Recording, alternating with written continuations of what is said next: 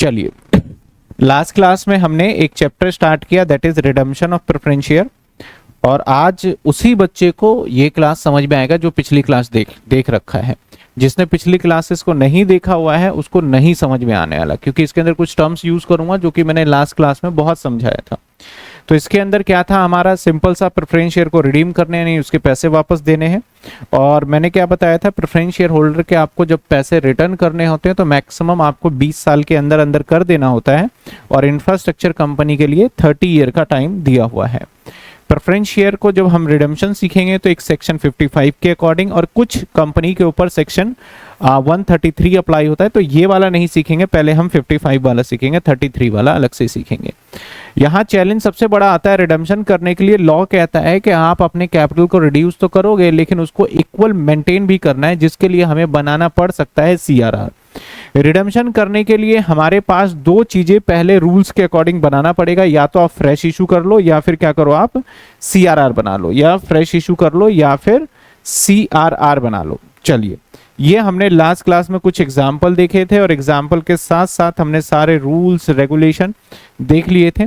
कौन कौन से प्रॉफिट हैं जिसका यूज करोगे सीआरआर बनाने के लिए, उसकी लिस्ट भी मैंने दिखा दिया था। अब आगे बढ़ते हैं, आगे टू बी कंटिन्यू करते हैं, और कंटिन्यू में मैंने एक सवाल भी आपको कराया था जर्नल एंट्री के फॉर्मेट में ये, और होमवर्क दिया, होपफुली आपका हो गया होगा। इसके अंदर मैंने सिक्योरिटी प्रीमियम कट कर दिया था, आज मैं सिक्योरिटी प्रीमियम को ऐड ऑन करके आपको आगे कंटिन्यू कराऊंगा, और कुछ सवाल और भी करेंगे हम। आइए देखते हैं। स्टार्ट करने से पहले हम देख लें कि redemption of preference share, redemption of preference share जो है, एक चीज ध्यान रखिएगा। क्या ध्यान रखना है कि देखो यहां पे दो चीजें हमें समस्याएं आती हैं, दो प्रॉब्लम है और दोनों अलग अलग चीजें हैं, ठीक है। एक तो होता है हमें अपना कैपिटल फंड मैनेज करना, यानी कैपिटल को मैनेज करना, ठीक है। इसके लिए हमारा सेक्शन 55 बना है। इस कैपिटल को मैनेज करने के लिए हमारा बना हुआ है सेक्शन 55, है ना, सेक्शन 55 बना है। और सेक्शन 55 क्या कहता है कि भाई कैपिटल आपको रिडीम करने से पहले आपको या तो सीआरआर बना लीजिए आप, या फिर आप क्या कर लीजिए, फ्रेश इशू कर लीजिए। और फ्रेश इशू में भी क्या कर सकते हैं, दो ही चीज, या तो इक्विटी शेयर कैपिटल या प्रेफरेंस शेयर कैपिटल। अगर डिबेंचर कर रहे हैं तो वो वैलिड नहीं माना जाएगा। ये दो काम करने होंगे, या फिर आप दोनों को मिला करके भी काम कर सकते हो। ये देखा था, ये रूल कहता है।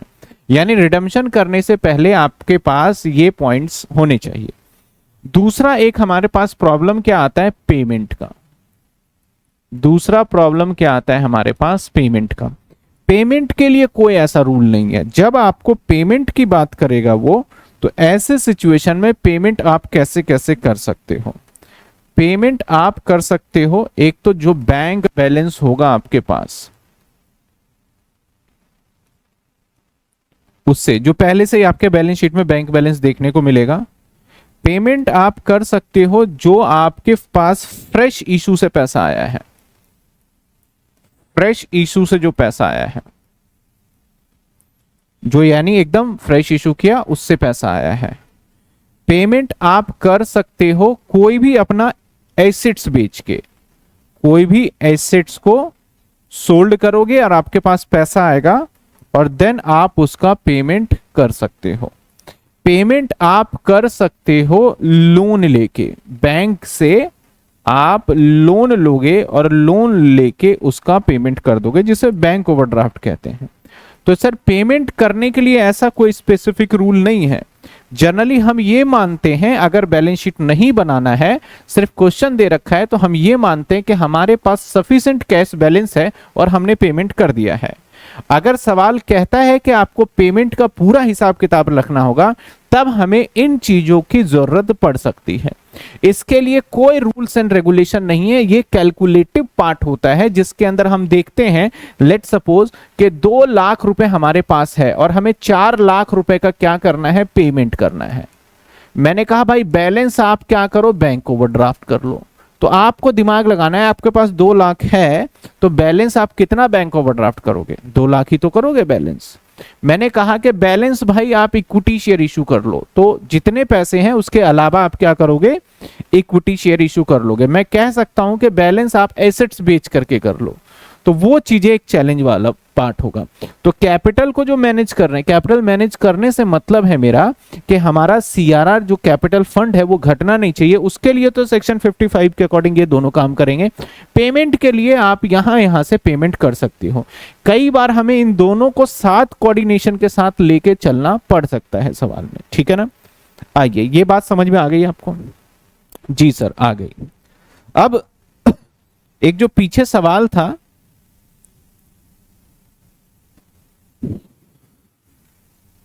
when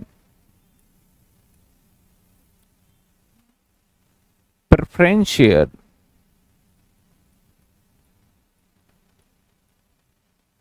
redeem at premium,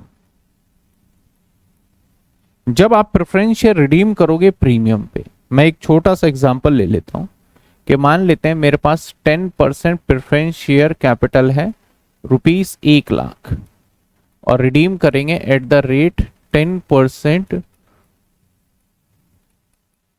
premium पे, ठीक है ना, प्रीमियम पे रिडीम करने वाले।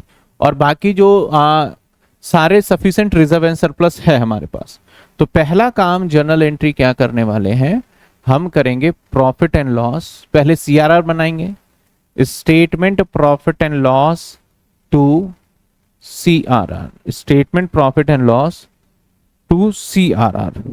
तो आप मुझे बताइए जो statement profit and loss CRR है उसमें कितने अमाउंट आएंगे, बताइए। आपने लास्ट क्लास जिस बच्चों ने लिया है वो फट से बता देगा, बताओ कितने अमाउंट आएंगे इसके अंदर। मेरा प्रेफरेंस शेयर कैपिटल है 1,00,000 रुपए का, 10% का प्रीमियम है, तो सीआरआर में कितने पैसे जाएंगे? तो जवाब है सर सीआरआर में 1,00,000 जाएगा। मैंने रुपीस का सिंबल लगा रखा है वहां पे, अगर रुपीस का नहीं लगाता तब आप 100 से या 10 से मल्टीप्लाई करते हैं, इस बात का ध्यान रखना आपको। सर पेमेंट हमें जो करना है प्रेफरेंस शेयर होल्डर को, वो करना है 1,00,000 और प्लस 10,000 रुपए का क्या, एसपी सिक्योरिटी प्रीमियम। चलिए सर, इसके बाद हम दूसरी एंट्री क्या करेंगे, प्रेफरेंस शेयर होल्डर को बुलाएंगे, यानी बोलेंगे भाई प्रेफरेंस शेयर कैपिटल लेके आओ अपना 10% वाला जो कि है 1,00,000, और सिक्योरिटी प्रीमियम भी डेबिट करेंगे भाई 10,000, और मैं कहूंगा टू प्रेफरेंस शेयर होल्डर तुम्हें देने हैं 1,10,000। प्रेफरेंस शेयर होल्डर तुम्हें देने कितने हैं, 1,10,000। इसके बाद मैं बोलूंगा भाई आ जाओ प्रेफरेंस शेयर होल्डर पैसे ले जाओ, प्रेफरेंस शेयर होल्डर, और तुम्हें पैसे मैं दे दूंगा, और पैसे हमारे पास खूब सारा पड़ा हुआ है, ये अजम्पशन ले रहे हैं। और कितना पेमेंट दे देंगे हम, 1,10,000। कितने पेमेंट दे देंगे? अब हमें सिक्योरिटी प्रीमियम जो हमने पेड किया है, इस सिक्योरिटी प्रीमियम को राइट ऑफ करना पड़ेगा, सिक्योरिटी प्रीमियम को राइट ऑफ करना पड़ेगा, ठीक है ना। सिक्योरिटी प्रीमियम को राइट ऑफ करना पड़ेगा। जो सिक्योरिटी प्रीमियम को राइट ऑफ करेंगे हम, उसको राइट ऑफ करने के 2 तरीके हैं। नंबर 1, आप सिक्योरिटी प्रीमियम का यूज करो, जो आपके पास ओल्ड पहले से ही बैलेंस शीट में पड़ा हुआ है, इसका इस्तेमाल करो। दूसरा, अगर यहां पैसा नहीं है तो फिर आप फ्री रिजर्व का इस्तेमाल कर सकते हो। फ्री रिजर्व का, फ्री रिजर्व क्या होता है कि जो आप ये वीडियो देख रहे हैं, इस वीडियो को बनाने में हमारी बहुत मेहनत है, क्लास को रिकॉर्ड करने से लेके एडिटिंग तक, नोट्स को बनाने तक काफ़ी मेहनत है। तो प्लीज़ आप इस चैनल को सब्सक्राइब जरूर करिए और अपने दोस्तों को भी शेयर करिए कि इस चैनल पे आपको बीकॉम की सारे कंटेंट्स अवेलेबल होते हैं।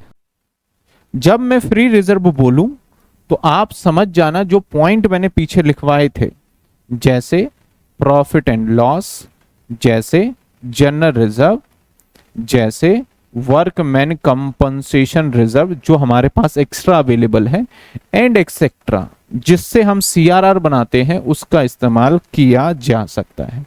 लेकिन प्रायोरिटी किस पे करेंगे हम? पहले ओल्ड सिक्योरिटी प्रीमियम, क्योंकि सिक्योरिटी प्रीमियम का जो सेक्शन है ना वो सेक्शन 52 सब सेक्शन 2 है और इसके अंदर 5 बातें लिखी हुई है। हमने इससे पहले वाले चैप्टर में देखा था। Number 1, security premium preliminary expense का पेमेंट करने के लिए करोगे। सिक्योरिटी प्रीमियम का आप पेमेंट अंडरराइटर कमीशन के लिए करोगे। सिक्योरिटी प्रीमियम का आप यूज डिबेंचर को रिडेम्पशन करने के लिए करोगे। सिक्योरिटी प्रीमियम का यूज बोनस शेयर करने के लिए करोगे। सिक्योरिटी प्रीमियम का यूज बायबैक करने के लिए करोगे। और सिक्योरिटी प्रीमियम का यूज सिक्योरिटी प्रीमियम अगर पेमेंट करना है, चाहे रिडेम्पशन ऑफ प्रेफरेंस शेयर है, चाहे रिडेम्पशन ऑफ आपका डिबेंचर है, उसकी पेमेंट के लिए करोगे। ठीक है, तो मान लो मुझे एक सवाल का जवाब देना, मुझे कितना, एक पहले से मैं इसका बैलेंस शीट बना के दिखाऊं। अगर मान लो एक बैलेंस शीट है, तो बैलेंस शीट के लायबिलिटी साइड में सिक्योरिटी प्रीमियम मान लेते हैं 20,000 है। तो ये तो ओल्ड बात बता रहा हूं मैं। बैलेंस शीट के लायबिलिटी में क्या सिक्योरिटी प्रीमियम है? 20,000। तो मैंने कहा भाई सिक्योरिटी प्रीमियम को राइट ऑफ करो, तो इसका इस्तेमाल करेंगे इसको पेमेंट करने के लिए, इसका इस्तेमाल करेंगे इसको पेमेंट करने के लिए। तो जब इसको इस्तेमाल में लाओगे तो ये अभी लायबिलिटी है और ये क्रेडिट में है, तो हमें इसको क्या करना पड़ेगा? डेबिट। तो एंट्री क्या करूंगा मैं? सिक्योरिटी प्रीमियम, ब्रैकेट में मैं ओल्ड लिख देता हूं ताकि आपको याद रहे, 10,000। और 2 में फिर से जब इसका पेमेंट करके राइट ऑफ कर रहे हो तो डेबिट था, तो राइट ऑफ यानी इसको 0 करना है तो क्रेडिट करना पड़ेगा। 2 सिक्योरिटी प्रीमियम, ये न्यू वाला था हमारा, ठीक है, 10 के। बहुत बच्चों का एक समस्या रहता है इसमें कि सर सिक्योरिटी प्रीमियम डेबिट भी, सिक्योरिटी प्रीमियम भी, क्रेडिट भी। तो आप समझो कौन सा सिक्योरिटी प्रीमियम डेबिट किया? जो पहले से हमारे पास बैलेंस शीट में था, उसका इस्तेमाल जब करोगे तो डेबिट करना पड़ेगा। और क्रेडिट कौन सा किया? जो आपने यहां पे अपने लिए एज अ एक एक्सपेंस माना था उसको आपने क्रेडिट कर दिया। बीइंग क्या लिखोगे sir? Being security premium return of, return of. ठीक है सर, मान लो सिक्योरिटी प्रीमियम नहीं होता हमारे पास, तो क्या करते हैं आप? अगर हमारे पास सिक्योरिटी प्रीमियम नहीं होता तो इसके बजाय हम एंट्री कर देते हैं। यहां पे क्या एंट्री करते हैं?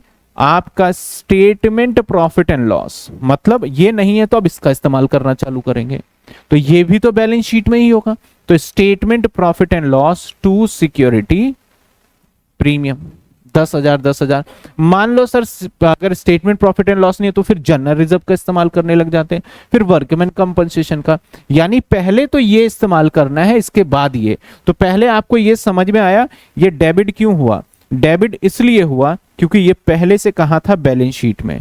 और ये क्रेडिट कौन सा हो रहा है? मैं एरो भी कर देता हूं, ये वाला ये है, क्योंकि यहां डेबिट था और इसको रिटर्न ऑफ करने के लिए मैंने क्या किया? क्रेडिट किया।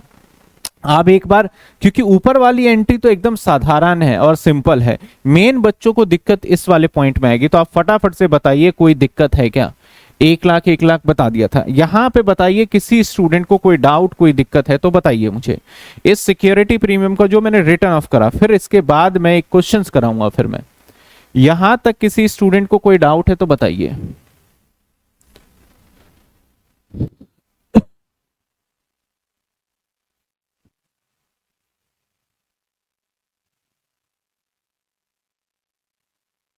क्लियर है यहां तक? चलिए आइए, एक सवाल मैंने लास्ट क्लास में दिया था और मैंने कहा था भाई इस सवाल को आप करेंगे, और मैंने यहां पे सिक्योरिटी प्रीमियम हटा दिया था। इसलिए हटाया था क्योंकि सिक्योरिटी प्रीमियम की जो एक एंट्री आज सीखी है वो मैंने आपको बताया है। अब मैं इसको विद सिक्योरिटी प्रीमियम के साथ करके दिखाने वाला हूं। इस क्वेश्चन को मैं विद सिक्योरिटी प्रीमियम के साथ करके दिखाऊंगा। ठीक है, विजुअल है, ठीक है। हम धीरे धीरे छोटे छोटे क्वेश्चंस को करके हम खत्म कर लेंगे। पहली एंट्री, क्वेश्चन में कहता है भाई 50,000 8% प्रेफरेंस शेयर है, 10 रुपए का एक है, यानी 5 लाख रुपए का फुल्ली पेड है, और कंपनी डिसाइड करता है रिडीम करेंगे 10% प्रीमियम पे, जिसके लिए कंपनी ने कुछ तो इक्विटी शेयर इशू किए हैं और कुछ डिबेंचर किए हैं। तो डिबेंचर इनवैलिड है, इक्विटी शेयर वैलिड है। और कंपनी कहता है कि जब ये कर रहा था तो कंपनी के पास जनरल रिजर्व में 4 लाख है, यानी कंपनी के पास पहले से सिक्योरिटी प्रीमियम नहीं है।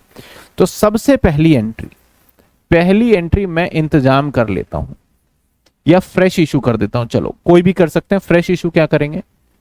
बैंक अकाउंट डेबिट,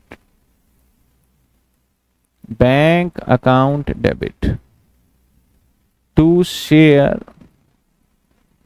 एप्लीकेशन, यानी इशू कर रहे हैं, और जो इशू भी कर रहे हैं वो कर रहे हैं सिक्योरिटी प्रीमियम पे। तो यहां से भी तो सिक्योरिटी प्रीमियम आएगा हमारे पास।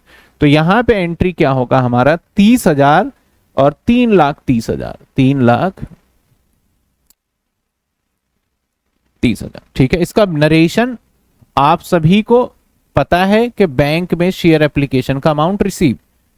अगली entry, share application to equity share capital और टू सिक्योरिटी प्रीमियम। ये सिक्योरिटी प्रीमियम हमारे पास आया है, तो ये 3,30,000, और ये वाला क्या आएगा? 3,00,000, और ये क्या आएगा? 30,000। ठीक है, अगली एंट्री, डिबेंचर को इशू कर दो भाई। तो कैसे करोगे? बैंक अकाउंट डेबिट टू कितने परसेंट डिबेंचर है? 10% डिबेंचर एप्लीकेशन। भाई कहता है 4,100, 4,00,000 और 5% के प्रीमियम, 4,20,000 रुपए, 4,20,000 रुपए। अब अगली entry, debenture application 10% to 10% debenture and to security premium, 4,20,000 और हमारे पास 4,00,000 और ये 20,000। हम डिबेंचर का पैसा इस्तेमाल नहीं करेंगे सिक्योरिटी, मतलब के सीआरआर वगैरह कंपेयर करने में, लेकिन इस सिक्योरिटी प्रीमियम का यूज कर सकते हैं। इस सिक्योरिटी प्रीमियम का यूज किया जा सकता है। तो मैं अगर आपसे पूछूं, अभी रिडम्पशन स्टार्ट ही नहीं किया है, मुझे बताइए कि हमारे पास सिक्योरिटी प्रीमियम का कितना पैसा इकट्ठा हो चुका है। बताइए मुझे, मेरे पास सिक्योरिटी प्रीमियम का कितना पैसा इकट्ठा हो चुका है। टोटल देखा जाए तो एक ये 20,000 और एक ये 30,000, कितने इकट्ठा कैलकुलेट कर चुके हैं हम? सर 50,000 रुपए सिक्योरिटी प्रीमियम हमारे पास है। तो इस क्वेश्चन के अंदर अगर मैं बोलूं कि हमारे पास सिक्योरिटी प्रीमियम का बैलेंस भी 50,000 बन जाएगा तो कोई बुराई नहीं होगा। क्वेश्चन ने कहा 4,00,000 रुपए तो रिजर्व में है और सिक्योरिटी प्रीमियम में मैंने खुद कैलकुलेट किया कि 50,000 पड़ा हुआ है। आइए अब प्रेफरेंस शेयर होल्डर को बुलाने से पहले हम रूल देख लें सीआरआर का। तो भाई हमें चाहिए टोटल 5,00,000 रुपए, जिसमें से हमने 3,00,000 का इक्विटी शेयर इशू कर दिया है। ये रहा देखो, इक्विटी शेयर कैपिटल 3,00,000 का। तो 3,00,000 का, तो सीआरआर कितने का बनाना है हमें? 2,00,000 का। तो उसके लिए क्या इस्तेमाल करोगे? General reserve, general reserve account debit to CRR. ये आपको कैलकुलेट करना होगा। पिछली क्लास में मैंने यही समझाया था कि आपको कैसे कैलकुलेट करना है, कैसे दिमाग लगाना है, सब सिखाया था आपको। तो जिस बच्चे ने पिछली क्लास नहीं देखी उसको समझ में नहीं आएगा ये कैसे बना, ठीक है ना। उसको पिछली क्लास जाननी बहुत जरूरी है। तो कितने रुपए का बनाना था? 2,00,000 एंड 2,00,000। इसके बाद प्रेफरेंस शेयर होल्डर को बुलाओ। तो मैंने कहा भाई कितने परसेंट थे आप? तो उसने कहा 8%। तो 8% preference share capital, security premium debit और 2 प्रेफरेंस शेयर होल्डर। एग्जाम में पूरे पूरे वर्ड लिखिएगा। 5,00,000 और प्रीमियम के लिए चाहिए 50,000 और इसको टोटल पैसा कितना देना है? 5,50,000 रुपए। ठीक है, अब अगली एंट्री क्या करें हम? पेमेंट कर दें इसको, पैसा देके छुट्टी करते हैं इसकी। अगली एंट्री क्या होगी? पैसा देके छुट्टी। तो पैसा देके छुट्टी करा जाए तो आ जाओ भाई प्रेफरेंस शेयर होल्डर, और हम तुम्हें पैसा दे रहे हैं। हम मान लेंगे कि हमारे बैंक में खूब पैसा है, बैंक अकाउंट 5,00,000। और लास्ट एंट्री हमें एक और एंट्री करनी पड़ेगी, कौन सी? सिक्योरिटी प्रीमियम है तो सिक्योरिटी प्रीमियम रिटर्न ऑफ करने की। तो मैं इसके लिए एंट्री करूंगा security premium to security premium, और कितने रुपए करूंगा? 50,000 और 50,000। जो ये वाला सिक्योरिटी प्रीमियम है ये फ्रेश इशू वाला है, जो हमारे पास था, जो हमारे पास पहले से था। और ये वाला प्रीमियम है वो कौन सा प्रीमियम है सर? जो कि हमने ये डेबिट किया था। मैं एरो भी डाल देता हूं, जो नीचे क्रेडिट किया, देखो यहाँ पे सिक्योरिटी प्रीमियम डेबिट है, तो ये वाला प्रीमियम ये है। और जो सर यहाँ डेबिट किया हुआ है वो कौन सा है? ये तो सर क्रेडिट डेबिट था पहले से, तो हाँ राइट ऑफ करने के लिए मुझे अपोजिट साइड पे जाना पड़ेगा, तो क्रेडिट कर दिया। ये कौन सा है सर? ये दो जगह से प्रीमियम बना था, याद करो, 30,000 और प्लस 20,000, यानी ये दोनों, ये वाला और ये वाला, ये दोनों प्रीमियम मिला के मैंने यहाँ पे ये डेबिट किया हुआ है। मैंने एरो भी बना दिया ताकि समझ में आ जाए। तो ये था। मान लो सर अगर ये फ्रेश इशू जो था वो डिबेंचर मान लो हम मान लो पार पे इशू करते तो 30 ही पड़ते हैं हमारे पास। तो ऐसे सिचुएशन में 20,000 में जनरल रिजर्व से निकाल लेता, क्योंकि हमारे पास ऐसा तो नहीं है कि बाउंडेशन है कि सिक्योरिटी प्रीमियम से करोगे। तो अगर जब पैसे की कमी पड़ेगी तो सिक्योरिटी प्रीमियम के अलावा हम जनरल रिजर्व पे भी स्विच कर सकते हैं। अगर इसी क्वेश्चन में मैं बोल दूं कि मेरा ये जो है वो प्रीमियम पे इशू नहीं हुआ है मेरे भाई, तब तो भाई हमारे पास यहाँ 30,000 आएगा और डिबेंचर में तो प्रीमियम नहीं आएगा, तो कितना शॉर्टेज पड़ेगा हमें? 20,000 का। तो उस केस में सिक्योरिटी प्रीमियम 30,000 हो जाएगा, जनरल रिजर्व 20,000 हो जाएगा, और टू सिक्योरिटी प्रीमियम कितने हो जाएंगे? पूरे 50,000 रुपए हो जाएंगे। तो ये लास्ट क्लास में आपको एक क्वेश्चन कराया, आप बताइए समझ में आया या फिर नहीं आया? क्लियर है? ये जल्दी बताइए, क्लियर है क्वेश्चन आप सभी बच्चों को? सभी स्टूडेंट को क्वेश्चन क्लियर?